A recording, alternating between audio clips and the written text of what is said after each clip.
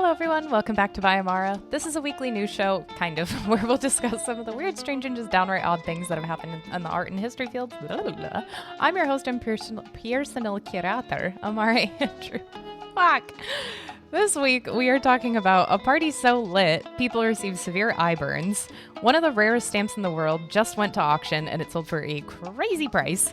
And then an old master painting that was thrown in the trash. So get ready, that is what we're talking about this week.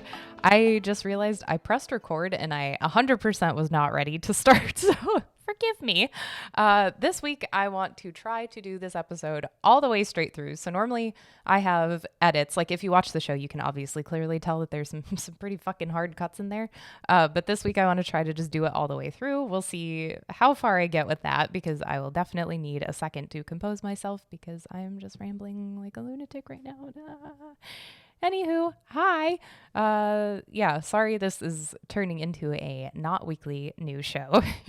Things have just been super crazy busy, and I know I say that basically every single week, but genuinely my business has just been taking off and I cannot, I need to have priorities, and this is just like a fun extra thing for me, so I'm so sorry. I love you, but I need to prioritize certain things in a certain way. So this is the part of the show where I normally do updates. So it's like personal life updates and then just updates for the stories. I do have four stories and 7 years ago. So that is happening. Personal life, what happened? What day is it? Okay, so it's the 25th. Oh, Thanksgiving just happened. I hope you had a lovely holiday if you participate in it. Okay, good. I am recording. I was like, fuck. But yeah, I hope you had a good Thanksgiving. And I hate the holidays personally. I don't really like this time of year. And there's a lot of stress and pressure on having family together and all that fun, wonderful bullshit. And my family is not great. So I didn't spend the holidays with any of my family. I don't know if I should even leave this in, to be honest, but it's just a very stressful time of year for me, and I genuinely hate this time of year. So not only is it dark at like 3 p.m., so in like just a few hours, but then also the emphasis on the perfect, wholesome, good family, and then no one's family is like that, and just if your family is really fucked up like mine is, then it's just a lot more stressful. So anyway, I hate this time of year. I hate the holidays, and it's like the most depressing time of year for me. But that said, we are going to Miami tomorrow, which I'm already in Miami by the time this comes out. So woohoo, party time. I absolutely love Miami Beach, and like my boyfriend Jeff and I go there all the time as often as we can. So we have like a few days that we can actually go there right now in between all the client stuff, which is very exciting because I now have 2 clients who we are flying to or traveling to who live in different parts of the country here in the United States, clearly. That would be cool to have an international client. That would be really sick. But for my business, it's called Maven, and I help real estate professionals make social media content and shit like that. Like, it's a whole thing, so you can look it up at whatismaven.com if you're at all curious. But anyway, we're starting to travel for different people, which is really cool. And I'm so excited because these people are just like so awesome. And I don't know, it just makes me happy. I get to do 2 of my favorite things, which is travel and then get to hang out with awesome people. So I'm just very excited to get the ball rolling. So anyway, we're starting off in Miami, and then the 2 following weeks we're traveling. So it's a lot of travel. And then we have a wedding when we get back, and then it's Christmas, and then January. I don't know. I don't even know what's going on. But anyway, my calendar is filling up very quickly. So I'm trying to keep a consistent schedule with Amara, but it's just kind of everywhere. So again, apologies. I did actually get my hair professionally done. Normally I was just cutting and coloring it myself just because I liked the practice of it. And they're like the meditative practice, I would say. And then it was just, I don't know, I got to just try different things and whatever, but now I'm just sick of it, and I'm just like, I just want it to look okay, because like it was looking fried and not super great, and you could clearly tell that I was doing it by myself. So I ended up doing that, and then Jeff said that it barely looked any different, which I was like, that's fucking great to hear after I just spent a couple $100s, but I digress at the end. But yeah, my hair, I guess, doesn't look that much different, but I don't know. I kind of thought it did, so I digress. I guess I don't really look at myself that often. So anyway, I think that's it for updates for me. Or do I have anything else in my calendar? I don't even know. You probably just skip ahead on this part, which I don't blame you. Oh yeah, we've just had a lot of filming. Oh, we went to the Chris Kindle market on, what the fuck is that? I've been talking to a lot of people too. I just see But yeah, we went to the Christkindl market on the day that it opened. So that's here in Chicago. It's like a little Christmas market, a German Christmas market that opens, which I am part German, so I enjoy it. You can enjoy it no matter what. But so it's just this like super cute little Christmas market that's based off the one in Nuremberg, Germany, which is like the oldest Christmas market. And I don't know, it's just really fun. It's a bunch of different booths and you can get Glühwein. They also have non-alcoholic ones if you're not drinking. So I had that. It's called Kinderpunsch, which I really enjoy, which is just like kids drink. And it's just like a hot spiced wine. It's really good. And then you can walk around and look at all the different things. We bought a little Krampus doll, which is super cute. And it's like this little stuffed animal. I don't know. I really enjoy it. I love Krampus. And I need to see the movie still. I'm just fucking rambling. But, and then we ended up running into my aunt and my cousin randomly at the Christkindl market. Like, I had no idea that they were going to even be there. I didn't even know my cousin was in town. So that was really fun. We got to hang out for a little bit and just talk and whatever. Anyway, blah, blah, blah. I think that's it for updates for me. I'm just like thinking of all the different things I need to do. So sorry, I'm a little distracted. But like I said, I have 2 story updates. So the first one has to deal with back in episode 30, we talked about a guy named Michael Morello, and he falsified payments to employees from 2007 to 2020 at the Art Institute of Chicago. He apparently funneled, $2.3 million from the museum. I just said there's a podcast that I listen to. It's JRVP, and the guy Greg Rosenthal, he says museum or whatever, and it's really weird. Anyway, so he funneled roughly the $2.3 million that he took from the museum into his own bank account. So he like falsified payroll funds, and then he went so far as to keep a spreadsheet of the transactions in order to later make reversals in the payroll system to conceal his transfers, which is very convoluted and complicated, and just why even bother? So he was the former payroll manager at the Art Institute. So obviously this story hits home for me because I live in Chicago and I love the Art Institute and I used to work there also. So anyway, he pled guilty to embezzling funds from the museum. So now he's been sentenced to 3 years in prison, and he's expected to pay back roughly the $2.3 million that he stole. At his sentencing hearing, according to a couple news articles, he allegedly looked, quote, visibly distressed, which, yeah, who the fuck wouldn't? Like, I don't know. That just felt so stupid, but like, obviously you're going to feel fucking distressed. Or I guess if you're not sorry, you wouldn't be. I don't know. I feel like I would look very visibly distressed. I would be a fucking hot mess. And then at his sentencing, Morello stated, quote, I truly apologize for what I did. The Art Institute was good to me and I took advantage of that, end quote. So I thought that was nice, I guess. So his sentencing did fall below the recommended minimum of 4 years in prison and the maximum 20 that was cited in court this past spring, largely due to Morello's health.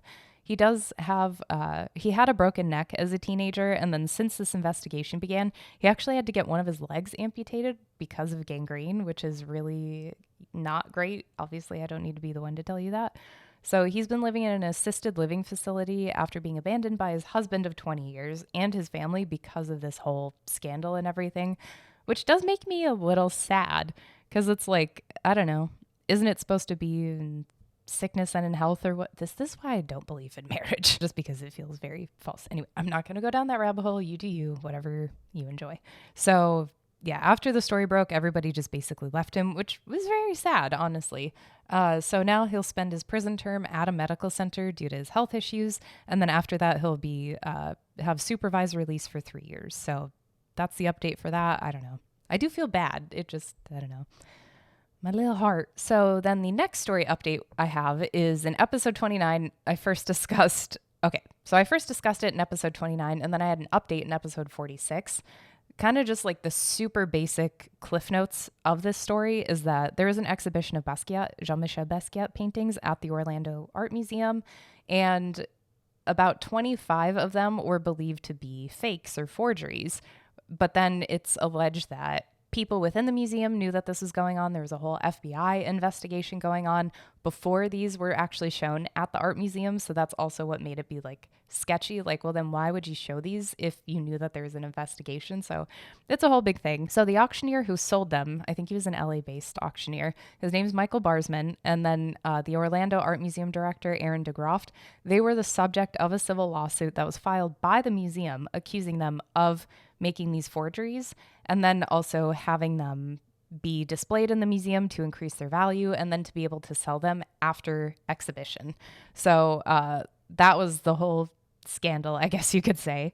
So then Barsman did end up, the auctioneer, he did end up pleading guilty to helping forge the paintings. He didn't take full ownership. He just said, well, no, I might have been part of it. And so he's been sentenced, and he now has, so his sentence is 3 years of probation, 500 hours of community service, and then a fine of $500. That feels, I don't know, that feels pretty low for an art crime. I guess art crimes don't really have that big of punishment, I guess. I don't know. That just feels extremely low. But anyway, so now we're talking about the director, de Graft, who he has filed a counterclaim citing that the allegations are, quote, a damnable and demonstrable lie to scapegoat, end quote, the former director for its own failings. He then also specifically places the blame on the museum's former chairwoman, Cynthia Brumback, who he claims approved the exhibition even though she knew about the FBI investigations surrounding these artworks, which she also then stepped down or resigned from the board last December because some other trustees complained that they actually hadn't heard anything about this FBI investigation, even though she knew about it. So it's this really fucking complicated story, but essentially at the end of the day, the director is saying, well, no, I literally should not have to take blame for this. I shouldn't be involved in this because I was just an innocent bystander, which whether or not that's actually true is always a subject for debate, but whatever. That is not my job. I could give a fuck less. Well, no, I do care, but it's just I'm not involved in it. So the director, so de Graft is seeking $50,000 for irreparable injury to his reputation. So we'll just see where that goes, but it's just like very he said, she said kind of, which I guess is just how it's going to go. But anyway, let's just get into our stories. Also, if my energy seems low, besides the holidays just sucking dick, I have been decreasing my caffeine intake. This is just, well, cacao does have caffeine, but it's a different type of caffeine from coffee. So I'm trying to not have as much coffee because I was drinking like 100 cups a day. So anyway, let's get into our stories.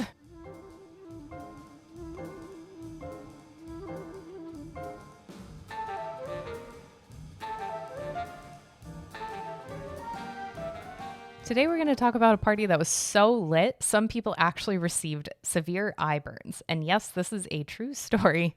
So I've definitely talked about NFTs a lot on this podcast. I myself have been involved in NFTs, both collecting and creating and blah, blah, blah. So if you don't even have to be in crypto or NFTs to know about Bored Ape Yacht Club. It's very common. Everybody knows about it basically because it's like the project that people think about with crypto. So Bored Ape, every year they host something called Ape Fest. This year, it was a total shit show from beginning to end, but mostly just because it was hosted in Hong Kong, which it's like, who the fuck can get there? But anyway, so they hosted Ape Fest in Hong Kong from November 3rd to the 5th, and that basically it's just a party that's open for Bored Ape Yacht Club holders and then also Mutant Ape Yacht Club holders. So you can register for a ticket, I think. I think it's only one per person, even though if you have like 50 apes or something like that. I'm not 100% sure because I don't have one, but I don't know. An estimated 2,200 people or 2,250 people attended the event in question, and that includes both staff and then just participants and attendees. So far, which as of this recording, this is so far. It could just be way more by the time this actually publishes. But so far, 15 people have stepped forward claiming that they have severe eye irritation and eye burn. Some people have even posted to Twitter or X, I don't know what to call it now, about having to go to the ER in Hong Kong because their eye pain was so bad. One such attendee, his name is Adrian. I'm so sorry, I'm going to butcher your last name. Adrian Zhonchik, who's founder and CEO of Burb Nest, which is like a crypto platform, I believe. He posted that he, quote, woke up with severe eye burn, end quote, and said that he was diagnosed with photokeratitis after attending the emergency room in Hong Kong. And he posted a photo of his actual bill there too. And then it just had like all the diagnosis and stuff like that. So basically he had sunburn to his eyes because the UV lights in Ape Fest were so intense. So I'm not 100%. Oh, and later he posted that he doesn't have serious cornea damage. So I guess that's good because then it's not like something forever. So I guess at the event, they had these huge screens. I should tell you what the fuck I'm even talking about. Apparently at the event, they had these huge screens that were so bright that people were like blinded by the light. And that sounds terrible. Like, that sounds absolutely horrible just to have it be that bright, which I couldn't even fucking imagine looking at something that bright. But I digress. I mean, my light here is bright, but it's like literally not that bright. Like, my corneas are going to be fine. I know you're worried about my corneas. So that's what I'm talking about. It was like a series of different events throughout the main event, I think. I'm not 100% sure, though, obviously, because I was not there.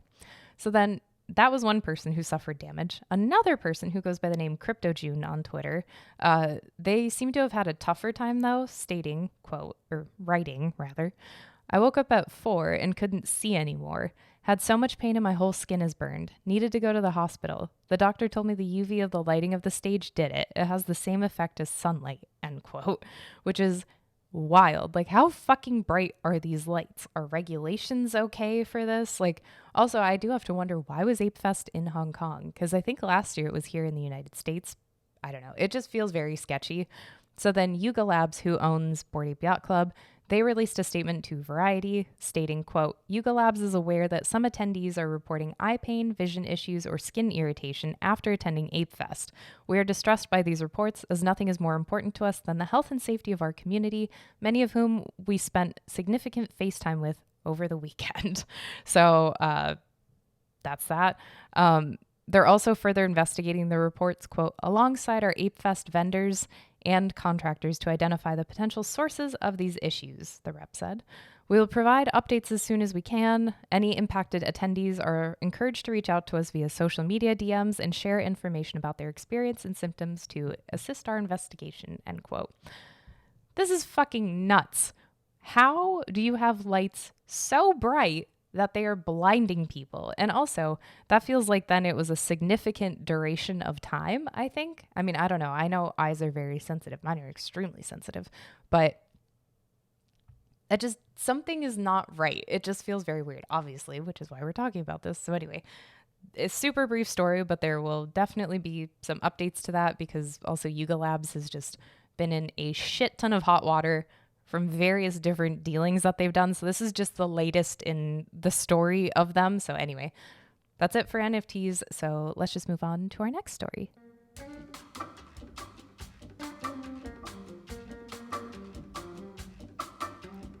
Attention all philatelists. Yes, that is a real word. It means stamp collector. One of the rarest stamps in the world just sold for over $2 million.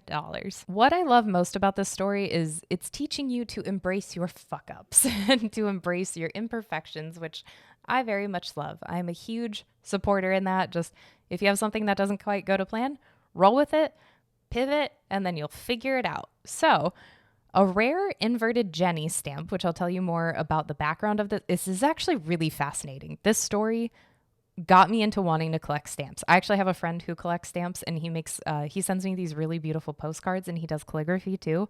So he customizes the postcard with the stamp. It's like a whole little story. It's beautiful. So good job, Mike. But this really made me want to start collecting stamps because they're literally just miniature works of art. Like, it's perfect. It's the most minimalist art collecting you can do, but it's worth a fuck ton of money, or it can be. That's why I love postcards also, just because the art on it is just, I don't know, it's just really fun. And I like just how it's a social sort of thing. Like, it's in the public sphere, but it's mostly meant for private consumption, but you can still read it. It's not like a letter that's sealed in an envelope. It's publicly. Anyway, I could go on a whole tangent. I love postcards. So maybe I will be into stamps. Anyway, so a rare inverted Jenny stamp sold at auction, hosted by Robert A. Siegel Auction Galleries. So here's a little bit of backstory to the stamp and why this is so fucking cool. On May 13th, 1918, the United States Post Office issued this commemorative stamp, that's a hard word, issued this commemorative stamp to mark the first official airmail flight. This little stamp, which was 24 cents, which I'm going to talk about how insane of a number that is in just a second. This 24-cent stamp features a Curtiss Jenny biplane surrounded by a red frame, and it's done in very patriotic colors, red, white, and blue, blah, blah, blah. Throughout the 1910s, the United States Post Office was trying something different where they were trying to encourage using airmail to ship letters and things like that. So One of these early trials of doing airmail was actually captured in a stamp before this stamp was produced, rather. Sorry, I'm just tripping over my fucking tongue. But an early trial was captured in an early stamp released 1912 to 1913. So then that's why this other commemorative stamp was released. Little did they know they'd make one of the most rarest stamps in history on accident. The stamp I said was released May 13th. That was a very specific date because on May 15th, 1918 is when the post office was actually officially announcing this delivery system, or this airmail system that you could now use. The post office set a controversial rate of 24 cents a stamp, which in comparison for a regular first class mail stamp at the time, it was only 3 cents. So that would literally be the equivalent of having, now stamps are 66 cents for a regular just post letter whatever stamp. That would be like spending $5 on a fucking stamp right now to send a letter. Nuts. But I think just because it would get there quicker, so it made sense in the time, and it's kind of cool because it's it's by plane, which is this new thing. The service itself was meant to go between Washington, D.C., Philly, and then New York City. So it was just supposed to be a fun kind of thing. And like I said, it's patriotically printed, but something went wrong during the printing process, which is what we're getting at right now, which is what makes the stamp so rare. The Bureau of Printing and Engraving rushed this order because, like I said, May 13th was when the stamp came out. May 15th was when they were announcing the actual production of being able to send your mail by plane. So the engraving of this stamp only began May 4th. May 4th. That's less than 10 days before this was supposed to be mass produced for people. Literally waiting until the last minute. So engraving began on May 4th. The stamp printing started May 10th, just 2 days before the stamp was set to debut. And then a couple days after that was when they were announcing it. Since the stamp was printed in 2 colors, each sheet had to be placed on the printing press twice, which is what actually had resulted in previous stamp errors, both in 1869 and 1901. So obviously something went wrong with the printing process, and it's estimated that there were at least 3 misprinted sheets that were caught during production, and then those were destroyed. So only 1 sheet of stamps made it through. And this is what has made this literally one of the top 5 rarest stamps in existence. So initial deliveries of the stamp were sent to various different post offices across the country on May 13th, and many collectors were actually aware that this was an issue that happened with printing. So they stormed the post offices to buy these new stamps in hope to catch one that had the errors. One such collector, like I said, all of them were destroyed except for 1 sheet. And one collector, William T. Roby, was lucky enough to purchase the only sheet that made it through, which is where these stamps come from. So there were 100 stamps in this sheet when it was originally produced. The sheet itself has been broken up throughout time, obviously, because then various different collectors can own it. And then pieces of it have been auctioned off, which is what we're talking about today. So if you actually want to see some, I think the National Post Museum in Washington, D.C., which is part of the Smithsonian, they have a couple of these on display. And then also, fun fact, the stamp was even featured on the season 5 premiere of The Simpsons. So another fun fact. Back to this modern time, now that we're talking about the auction, the stamp itself that was auctioned was reviewed by experts and was given a 95 out of 100 score. So the scoring system is 10 out of 100, or 10 to 100 rather. Not 10 out of 100, that would be a shit stamp. But 10 to 100. So 95 out of 100, basically perfect. It was deemed, quote, mint never hinged, which means that it was literally in the same exact shape it was when it was sold, 105 years ago. This stamp sold for $1.7 million at auction. And then after taxes and fees and stuff like that, it put it just over $2 million, which is crazy. This same auction house, Siegel Auctions, they actually had sold several other inverted Jenny stamps throughout their history. In 2005, they sold a block of 4 of them for $2.7 million. And then they also sold another single mint never hinged stamp for $1.35 million. And also just in June 2021, Sotheby's, separate auction house, they sold a block of 4 of these stamps for $4.86 million, including fees. This block of 4, though, was actually estimated to sell for between $5 and $7 million, so this was a little bit lower than the estimate, but I mean, that's still pretty good. I just thought that was very fun. I love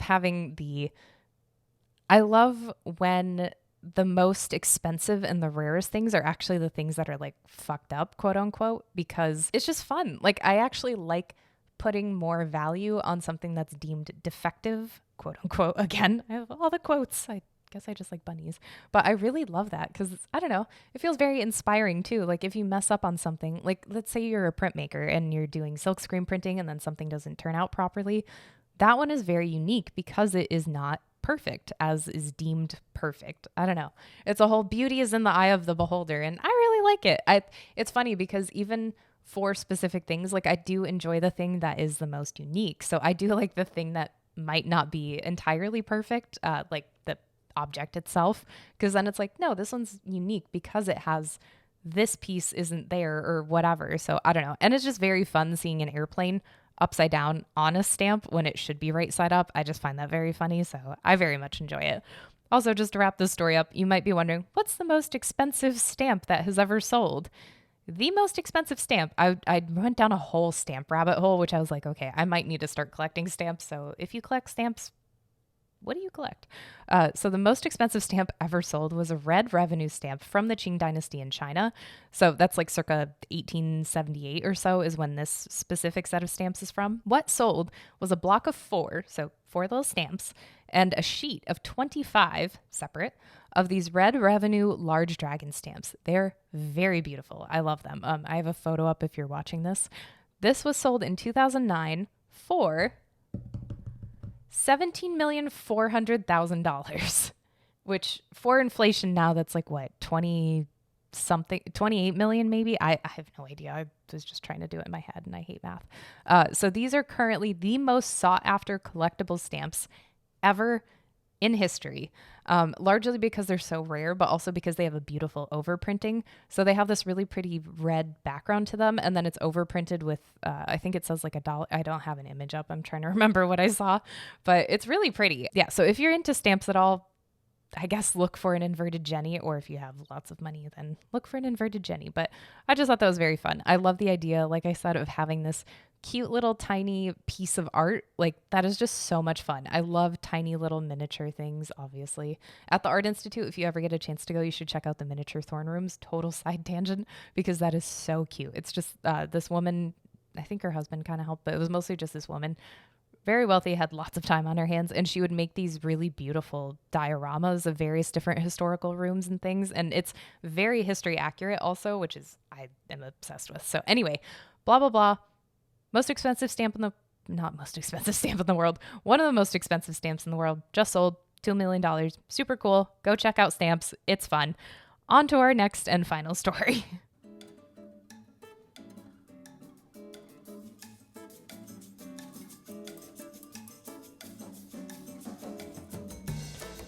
Just like I talked about for our last story, beauty is in the eye of the beholder, and that is exactly what happened in this story. So when you don't like something, you'll just throw it away because you'll be like, oh, I don't need this anymore, or donate it. Nowadays, you'll donate it, but before you would just throw it away, blah, blah, blah. And that is exactly what happened to a Cimabue painting. This is fucking wild. The Louvre has just acquired a Cimabue painting, and I'll tell you who that is if you have no fucking idea what I'm talking about. That was set aside for the trash. The painting was owned by an elderly French woman who, I guess it was above her oven is where she was keeping it, which holy fuck when you know more about what this piece is. She had set the painting aside for the trash because she was just like, I don't need this anymore. This is just, I guess, taking up space. I don't know what her thought process was, but she ended up calling an art expert to appraise her property before she actually threw it away. So she had it by the garbage, but then she's like, let me take a gander. The expert decided that upon looking at the painting that it was actually valued up to 400,000 euro, but then they sent it to an art specialist in Paris who further appraised it. And then they were like, oh shit, this is a Cimabue painting, which is wild. If you have ever taken an art history 101 course, you will have heard of Cimabue, maybe Giotto. They were both credited as kind of starting the Renaissance. So they're like medieval artists, but they're like early Renaissance also. It's very nebulous, even though a lot of scholars want to be like, no, this is it. But Cimabue was medieval artist, but bridged the gap into Renaissance because the way he painted his figures. So I'm getting ahead of myself, so hold on. So he lived circa 1240 to 1302 in Florence, Italy, obviously because then that's where the Renaissance just proliferated, which is super cool. The European Renaissance, I should say. So even though he was super heavily influenced by Byzantine artworks, I love Byzantine art. I'm not religious at all, like I've said repeatedly, but I love Byzantine art. I have no idea what it is. It speaks to me for some fucking reason, and it's so cool. But I love all the symbolism, I think. Byzantine artwork is very static. So it's very similar to medieval kind of style, but it does have more of like an ancient kind of feel to it. But it's very static, stoic. You don't have a lot of modeling of the figures, so you don't have a lot of roundedness. You don't have a lot of shading. So they're just very like, they look like paper, like very 2D, which is what you think of when you think of medieval art. And also proportions aren't proper. You have a lot of issues with perspective where things look huge, but they're very not. It's just, it doesn't look right is basically what I'm trying to get at. So Cimabue is largely credited by scholars as being one of the first people to actually put things in proper proportion, use proper perspective. Granted, it's not 100% yet, but you can see the progression from Byzantine medieval kind of art to how we get to the Renaissance. So he also makes figures look way more lifelike. He uses a lot of shading. He adds some modeling to it. Like you have more plump kind of figures, and then people look more in proportion, or people, it's like angels and shit like that, but like people, human figures, I will say, human-ish figures, whatever. He is also credited as being the teacher of Giotto, who was 100% credited as an early Renaissance artist. So Cimabue is kind of like that, like, which some people don't agree that he actually did teach Giotto, but whatever. It's like it's up for debate. I will just say I'm not going to get involved in that discussion because I don't care enough to. And we really only know about him because of Giorgio Vasari's book, Lives of the Most Excellent Painters, Sculptors, and Architects, because that's where like most old masters, quote unquote, were documented. So it's like a little bio of each different artist. So that's why we know about a lot of these different artists, which is really cool. I actually got to hold a copy of this original book, and it was one of the biggest thrills in my life, which I guess is a very boring life, but I was very excited to hold it. And it was just like, I got to hold it like my bare hands too. And it was so fucking cool. I loved it. So obviously Cimabue, for the time period he painted, I think mostly, if not just all, figures and scenes from Christianity. So that brings me back to this painting then that we're talking about today that was almost thrown away. So this one is called Christ Mocked, and it was painted circa 1280. It measures 10 inches, so not too big. And it depicts the flagellation of Christ before his crucifixion. The background has really pretty, Jesus. I was going to say beautiful and pretty, and they went pretty. It is a pretty. The background is this really pretty gold leaf, which if you know anything about Byzantine artwork or medieval kind of religious Christianity sort of artwork, gold leaf was huge. I always try to, so I taught art history for a little bit, so I can nerd out on this all day. One of the things I absolutely love about this early Christian kind of artwork is the use of specific things to make you feel something. So if you think about how this painting would have been viewed in context with the gold leaf background, you would have the flickering of the candles bouncing off of the background. So it would look very heavenly. It would look otherworldly, which is what makes it so fun. And then that also, the dance of it. I mean, we didn't have fucking contacts and eyeglasses, so some people couldn't even goddamn see. So sorry, a lot of swearing for a religious painting, but you would think about the figures themselves would also kind of look like they're moving a little bit and dancing. And I don't know, I love putting myself in the context of how somebody would actually be viewing this artwork. And that itself is like so magical. Like Christianity did do, I'm being very specific with my words, did do artwork and architecture well. That's where I'm leaving this. So anyway, I just like thinking about things in context. And if you think about the candlelight bouncing off the gold leaf and everything, it would be very pretty. So I digress. So Christ Mocked, this is actually now believed to be one of 8 missing panels from a complete multi-work. What would that be, an octuptych? Because like a diptych is 2, triptych is 3, whatever. Big artwork composed of 8 different panels, 5 of which are still missing, but the 2 other panels are at the Frick in New York and then the National Gallery in London. So maybe one day all 8 of these could be united, but I mean, the other 5 might just be lost to history. So back to the story of how this gets to the Louvre. So the elderly woman, like I said, she got it appraised, blah, blah, blah. It then went to auction at the Louvre. It then went to auction, and then the Louvre in Paris attempted to acquire the piece in 2019 because it's in France and they were very interested in it.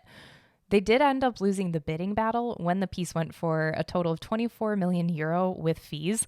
That actually also made it the most expensive medieval era painting ever sold at auction. So that is crazy. It's also the 8th highest sale for a work by an old master. Oh, and also the elderly woman, she died 2 days after the auction, which was really sad. But she was in her 90s, so she lived a very long, healthy life. So don't be too sad. So anyway, the painting sold at auction to a person. The Louvre was still very keen on acquiring this piece. So France also is very keen on keeping their artworks and keeping their cultural heritage items, or what they view as cultural heritage items, in France. So they actually, the country's culture minister declared it a national treasure and placed it under a temporary export ban. So this painting could not leave the country. So if the person lived in wherever, fucking New York or whatever, let's just say, the painting had to stay in France. So if the owner was in New York, they could not get their painting. So it had to stay there. I have no idea who the person who is that purchased it, but it's also weird because it's not a French painting. It's Italian when you look at it. Cimabue. It means bullhead, which is a whole other subject. That actually isn't the painter's real name. It's his nickname, which I find hilarious. Imagine if your nickname was Dickhead and then you're just known as that forever. But I digress. So the painting itself is Italian, which is also why the Mona Lisa is a huge fucking issue. And it was a huge issue way back when. But I digress. I'm not going to talk about that. So because of this ban, the Louvre actually had 30 minutes. Your time starts now. That would be amazing. I would actually love that. Oh my God. That'd be a great show. The Louvre had 30 months to raise the funds needed to acquire the piece, which doesn't feel fair to me, but whatever. It hasn't actually, just to wrap the story up, it hasn't actually been publicly disclosed how much the Louvre actually had to raise, but or how they obtained the funds, but they were actually able to come to some sort of somehow that the person who had purchased this painting originally agreed to, which it has to be a fuck ton of money. I have no idea how they were able to get it, but whatever. The only thing we know is that the patrons who actually gave money, they received a considerable tax exemption for the piece. So according to the Louvre, Christ Mocked is now going to be the centerpiece of an exhibition in 2025. So if you'd like to go view it, you definitely can. I would totally love to go view it. So I don't know. Maybe that'll be my first trip to Paris. That would actually be really fun to see a Cimabue in person, but I digress. So anyway, thank you so much for listening to this episode of By Amara.